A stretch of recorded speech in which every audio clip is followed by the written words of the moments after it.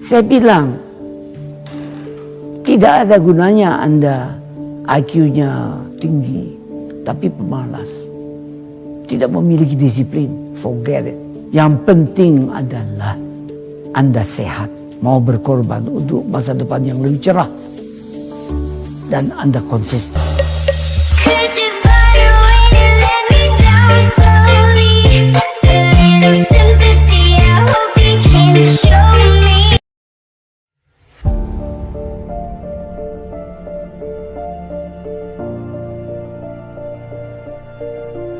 Saat kita jatuh, kita jadi tahu mana yang teman dan mana yang sahabat. Saat kita gagal, kita jadi tahu mana yang betul-betul peduli dan mana yang hanya singgah dalam senang. Saat kita tidak punya apa-apa, kita jadi bijak mengenal mana yang tulus dan mana yang bulus. Saat kamu sukses, kaya, dan lagi di atas dalam proses kehidupan, semua orang akan memuji. Semua orang akan menyanjung, bahkan semua orang akan mengaku kalau dia ikut berperan dalam suksesmu.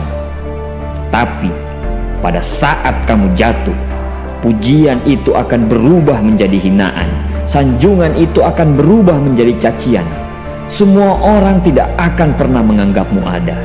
Percayalah, saat gagal, semuanya menjadi gelap. Kamu akan ditinggalkan, dan kamu seperti ilalang kering di padang tandus. Tapi saat gagal itulah Tuhan akan menunjukkan siapa yang setia dan siapa yang tidak setia. Kawan, saat-saat gagal itulah pilihan kita cuma ada dua: meratapi kegagalan dan membiarkan semuanya menjadi kalah, atau kamu bangkit dan menjadikan kegagalan itu sebagai acuan untuk bangkit dan terus bangkit. Menangislah sekeras mungkin, berteriaklah selantang mungkin. Tidak apa-apa. Tidak ada manusia hebat di dunia ini yang tidak pernah menangis dan berteriak karena gagal. Menangis dan berteriak saat gagal bukan karena kita lemah. Kita hanya manusia biasa. Kita bukan malaikat. Tumpahkan semua kesedihanmu dalam setiap doa-doamu.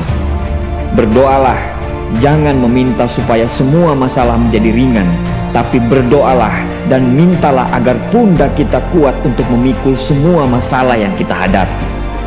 Ketahuilah, Tuhan menciptakan masalah selalu beserta solusinya. Tapi setelah itu, kamu harus bangkit. Kamu harus jauh lebih hebat daripada sebelumnya. Kegagalan adalah guru terbaik yang akan mengajarkan kita untuk bangkit kembali dan mengetahui hal mana yang perlu kita hindari di kemudian hari. Ketahuilah, anak panah akan melesat jauh ke depan jika sebelumnya ditarik jauh ke belakang. Sama, kesuksesan yang luar biasa pasti diraih setelah mengalami kegagalan yang teramat dalam. Kegagalan hanya akan dirasakan oleh orang-orang yang mau berjuang. Kegagalan tidak akan terjadi kepada orang-orang pemalas yang mengabdikan hidupnya hanya untuk menjadi benalu kehidupan. Bangkitlah, tapi ingat, saat kamu berjuang lagi, berjuanglah bersama orang-orang yang mau sama-sama berjuang, bukan dengan orang-orang yang hanya mau diperjuangkan. Saatnya merubah hinaan menjadi pujian. Saatnya merubah cacian menjadi tepuk tangan. Saatnya mengembalikan apa yang sudah hilang. Insya Allah kamu, kita pasti bisa. Pada saat sukses itu datang, datangi semua orang-orang yang menghinamu pada saat gagal. Datangi semua orang yang meninggalkanmu pada saat terpuruk. Katakan pada mereka, terima kasih kawan, karena dulu sudah menghinaku. Setelah itu, pergilah dan doakan mereka, karena sesungguhnya nikmat terbesar dalam hidup adalah ketika kita ikhlas mendoakan orang yang membenci dan menghina kita. Terima kasih.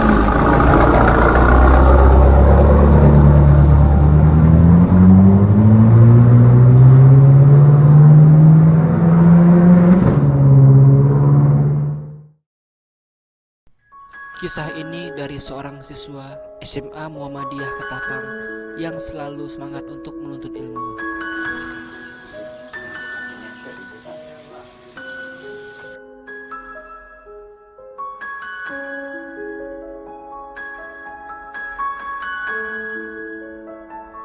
Setiap paginya, ia membawa kantong yang berisi nasi kuning yang dijual di sekolahnya.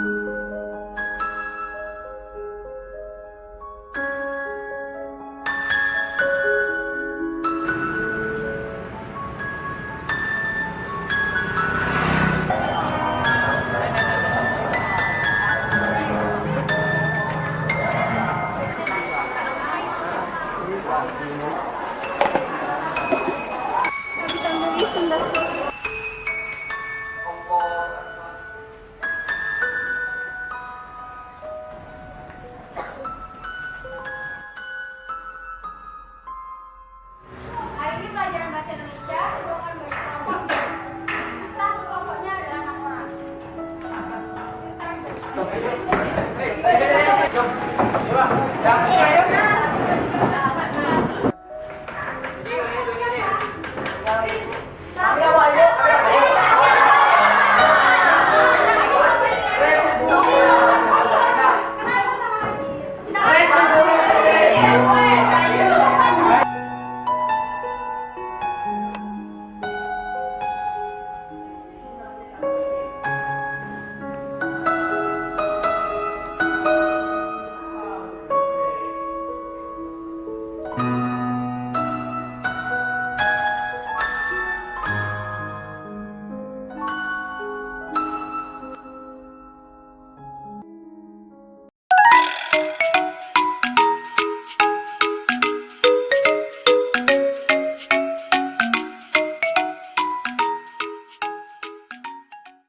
Eh bien, mais tout me semble en ordre, donc je vous remercie.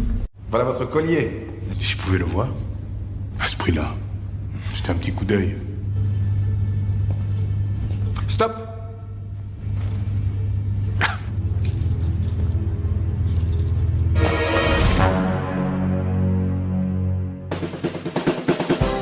Halo Sobat Film, Asane Diop berencana mencuri kalung Ratu Marie Antoinette yang akan dilelang seharga lebih dari 20 juta euro. Kira-kira berapa tuh kalau dirupiahin?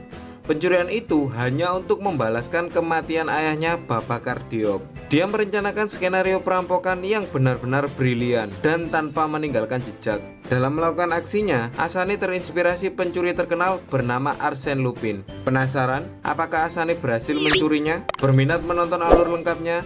Linknya di kolom deskripsi. Matur, thank you.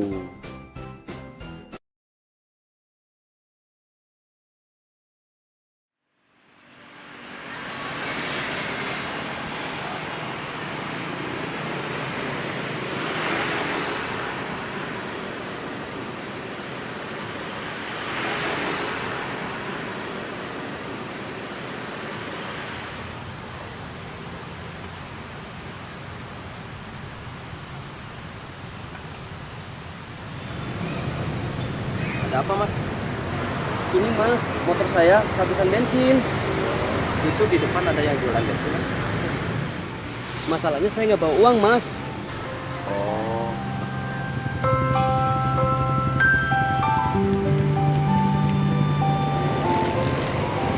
Ini mas, pakai uang ini aja dulu.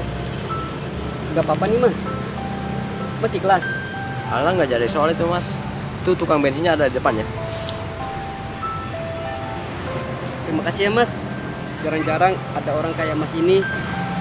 Udah kalau gitu saya ngisi bensin dulu aja di depan mas ya. Iya mas. Itu tukang bensinnya depan sebelah kanan ya mas. Ya mas, makasih mas. Ya sama-sama mas.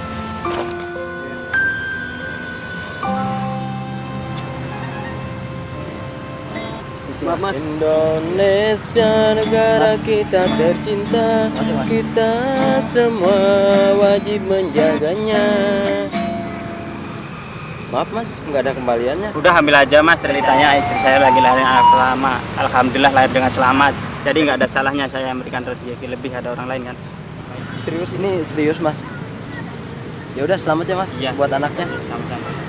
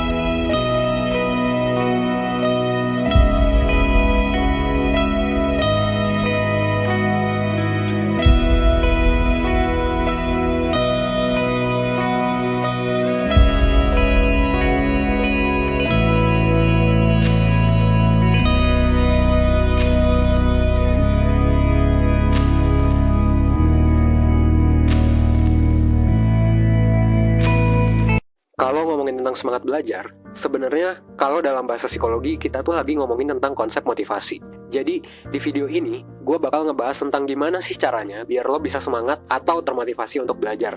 Sebelumnya gue mau jelasin dulu sebuah teori. Jadi menurut salah satu filsuf yang teorinya udah cukup tua, motivasi tindakan saat kita hidup itu sebenarnya cuma ada dua. Nah, dua motivasi ini adalah motivasi yang mendasari semua tindakan kita. Ya, semua perilaku kita. Mulai dari tingkah laku yang simple, kayak misalnya ngegerakin tangan doang, makan, dan minum, sampai ke perilaku kompleks, kayak misalnya belajar atau bekerja. Terus, dua jenis motivasinya apa aja sih? Nah, motivasi yang pertama adalah kita melakukan sesuatu untuk menghindari penderitaan. Sedangkan jenis motivasi yang kedua adalah kita melakukan sesuatu untuk mendapatkan kebahagiaan. Kita tuh melakukan sesuatu cuman karena dua alasan tersebut, berdasarkan teori tersebut. Nah, contoh hal yang dilakukan untuk menghindari penderitaan bagi gue adalah misalnya nih, buang air besar, buang sampah, beli telur ke warung. Ya, ini malesnya minta ampun sih. Terus minum obat, ngangkat jemuran, antar jemput adik, dan lain-lain sebagainya gitu. Nah, di sisi lain, contoh hal yang dilakukan untuk mendapatkan kebahagiaan bagi gue adalah main Dota, traveling, hunting foto, kencan, main gitar, ngeblog, dan lain sebagainya. Dan setiap orang pastinya punya kotak-kotak tersendiri untuk menempatkan motivasi tindakannya. Ada banyak hal yang masuk ke kategori menghindari penderitaan bagi sebagian orang, tapi oleh sebagian orang lain dianggap sebagai tindakan untuk mendapatkan kebahagiaan. Nah, contohnya adalah belajar. Ada orang yang belajar untuk menghindari penderitaan, dan ada juga orang yang belajar untuk mendapatkan kebahagiaan. Ada orang yang belajar karena rasa ingin tahu tentang dunia. Ada juga orang yang belajar karena passion akan suatu ilmu tersebut. Dan ada juga yang belajar karena ingin having fun, ya karena menurut mereka belajar itu menyenangkan. Tapi ada juga yang belajar karena terpaksa, karena disuruh orang tua, karena obsesi akan PTN tertentu, atau karena membutuhkan pengakuan orang lain. Tapi yang lo harus tahu adalah ada rumus tentang motivasi yang berlaku untuk semua orang. Tindakan yang dilakukan atas motivasi untuk mendapatkan kebahagiaan itu selalu ngasih kepuasan yang lebih dibandingkan tindakan yang dilakukan atas motivasi menghindari penderitaan. Kalau lo gak semangat belajar, mungkin buat lo, belajar adalah menghindari penderitaan. Lo sendiri yang dengan sadar menempatkan belajar dalam kotak itu, dan memandang belajar adalah sesuatu yang melelahkan, membosankan, dan harus diselesaikan. Itulah kenapa lo gak bahagia melakukannya. Karena mungkin aja lo belajar untuk menghindari penderitaan, bukan untuk mendapatkan kebahagiaan. Ini juga lah yang membedakan motivasi menghindari penderitaan dan mendapatkan kebahagiaan. Kalau lo belajar untuk menghindari penderitaan, ya lo menganggap bahwa lo harus belajar. Sedangkan kalau lo belajar untuk mendapatkan kebahagiaan, ya lo belajar karena lo mau belajar gitu, bukan karena harus. Dan perbedaan simpel ini antara mau dan harus tentu ngaruh banget. Akan lebih keren ketika lo belajar karena emang lo mau daripada lo harus. Karena lo gak kepaksa untuk belajar. Karena itu kemauan dari diri lo sendiri. Mungkin ini alasan yang bikin lo jadi gak ikhlas. Dan lo pun akhirnya capek. Lalu belajar lo jadi gak efektif. Sampai akhirnya lo pun bingung. Kenapa sih kerja keras lo selama ini masih kalah sama orang lain? Dan ya hal ini bisa jadi karena lo gak having fun, makanya belajar kerasa jadi beban buat lo. Ya kalau udah gitu sih, selamat aja menikmati kelelahan dalam menjalaninya. Well, sekian video dari gua. Jangan lupa cek video part 2 untuk mengubah motivasi lo tentang belajar. Salam hangat.